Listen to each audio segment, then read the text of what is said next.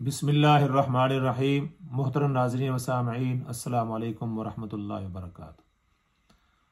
ہمارے ایک بہت ہی پیارے دوست جناب یاسین صاحب لیڈ سے، انہوں نے مولانا طارق جمیل صاحب کا ایک کلپ بھیجا ہے جس میں وہ تراویح کے بارے میں یہ گفتگو فرما رہے ہیں کہ نماز تراویح نفل ہے۔ جب نفل ہے تو پھر اس کے پڑھنے کی کوئی اہمیت نہیں ہے، وہ ثواب ہے، اگر کوئی پڑھے گا تو ثواب ہے، نہیں پڑھے گا تو گناہ کوئی نہیں ہے۔ تو انہوں نے یاسین صاحب نے کہا کہ اس کے بارے میں بتائیں کہ اس کی شرعی حیثیت کیا ہے، کیا یہ نفل ہے، اور پھر کیا نفلوں کی نماز اور جماعت اس کا کیا جواز ہے، اور پھر اس کی مستقل نوافل کی نماز کی جماعت اس کی کیا شرعی حیثیت ہے، اور نماز تراویح کی شرعی حیثیت کیا ہے۔ تو اس سلسلے میں نے فتاوی دارالعلوم دیوبند اور فتاوی جامعہ بنوری ٹاؤن کی طرف رجوع کیا، تو ان سے مجھے یہ معلومات ملی ہیں۔ کسی نے ان سے سوال کیا کہ نماز تراویح کی شرعی حیثیت کیا ہے، کیا نماز تراویح واجب ہے، سنت مؤکدہ ہے، سنت غیر مؤکدہ ہے، یا پھر نفل ہے؟ تو انہوں نے کہا، بنوری ٹاؤن والوں نے، کہ احناف کے نزدیک نماز تراویح سنت مؤکدہ ہے۔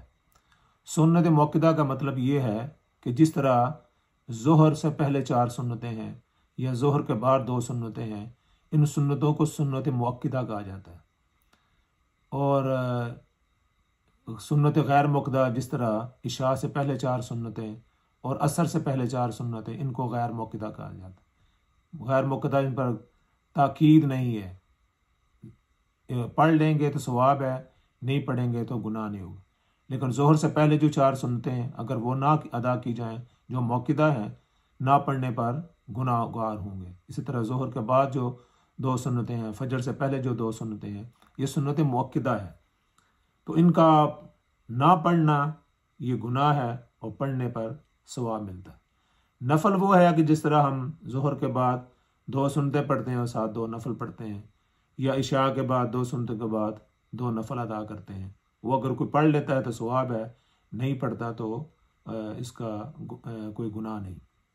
اسی طرح دارالعلوم دیوبند والوں نے کہا کہ نماز تراویح کی جو نماز ہے، یہ مردوں عورتوں دونوں کے لیے سنت مؤکدہ ہے۔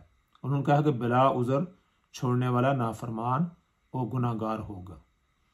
ان کا یہ کہنا ہے کہ خلفائے راشدین، صحابہ اکرام، تابعین، تبع تابعین، ائمہ مجتہدین اور سلف صالحین سے اس کی پابندی ثابت ہے، اور یہ پابندی کے ساتھ تراویح پڑھی جا رہی ہے۔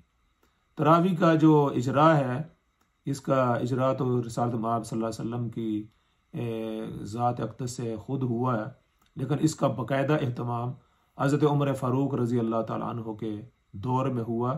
حضرت عمر فاروق رضی اللہ تعالیٰ عنہ نے اس کی جماعت بھی مقرر فرمائی، اور تعداد بھی مقرر فرمائی، اور اس کا امام بھی مقرر فرمایا۔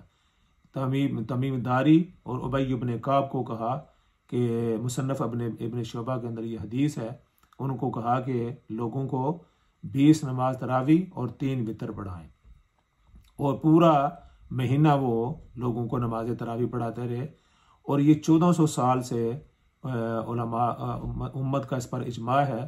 حضرت عمر فاروق رضی اللہ تعالیٰ عنہ نے جب امت کو اس پر جمع کیا، اس وقت ہزاروں کی تعداد صحابہ کرام موجود ہے، کسی نے بھی اس پر نکیر نہیں کی، اور کسی نے اس پر کوئی اعتراض نہیں اٹھایا۔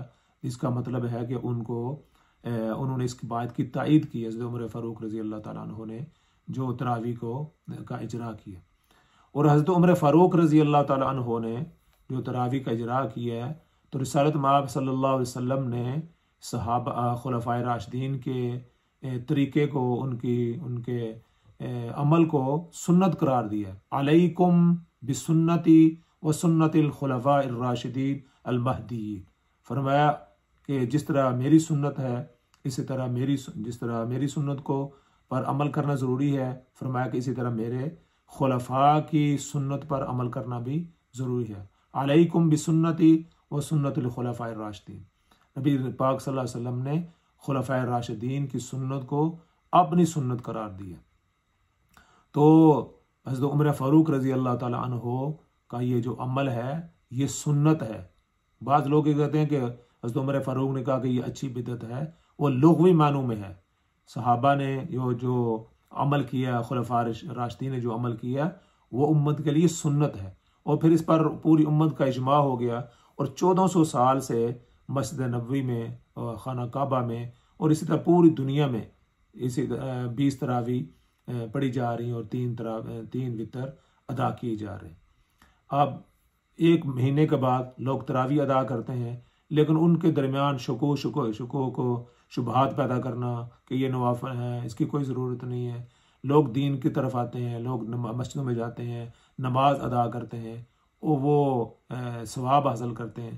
اب ان کو وہاں سے چھڑانا اور ان کو کہنا اس کی کوئی حیثیت نہیں ہے، خدا کے لیے اس پر امت پر رحم کر دیں. مولانا طارق جمیل صاحب بھی رحم کریں، اور بھی لوگ رحم کریں کہ جو لوگ پابندی کے ساتھ بڑے عرصے سے نماز تراویح پڑھ رہے ہیں، جا کے قرآن سنتے ہیں، مسجدوں میں جا کے بیٹھتے ہیں، اب وہاں ان کو نکالنے کی کوشش کر رہے ہیں کہ یہ نوافل ہیں، اس کی کیا ضرورت ہے، قرآن سننے کی کوئی ضرورت نہیں ہے، نوافل ادا کرنے کی کوئی ضرورت نہیں ہے. تو خدا کے لیے اس امت پر رحم کر دیں. لوگ اگر کوئی نیکی کا کام کر رہے ہیں، مسجدوں میں جا کر بیٹھ رہے ہیں، نماز ادا کر رہے ہیں، اللہ کر رہے ہیں، قرآن کی تلاوت سن رہے ہیں، تو خدا کے لیے ان کو سننے دیں. ان کے اندر شکوک و شبہات پیدا نہ کریں، اور اس کی جو اہمیت ہے اور حیثیت کو کم نہ کریں. یہ آپ کوئی دین کی خدمت نہیں کر رہے، یہ کوئی اسلام کی خدمت نہیں کر رہے. اسلام تو ہے کہ لوگوں کو جوڑا جائے، نہ کہ لوگوں کو توڑا جائے. خدا کے لیے آپ بس کر دیں. اس کی جو اہمیت لوگوں کے اندر، دلوں کے اندر تھوڑی بات ہے، اس کو رہنے دیں. اللہ تعالیٰ آپ کو بھی ہدایت دے، ہمیں بھی ہدایت دے.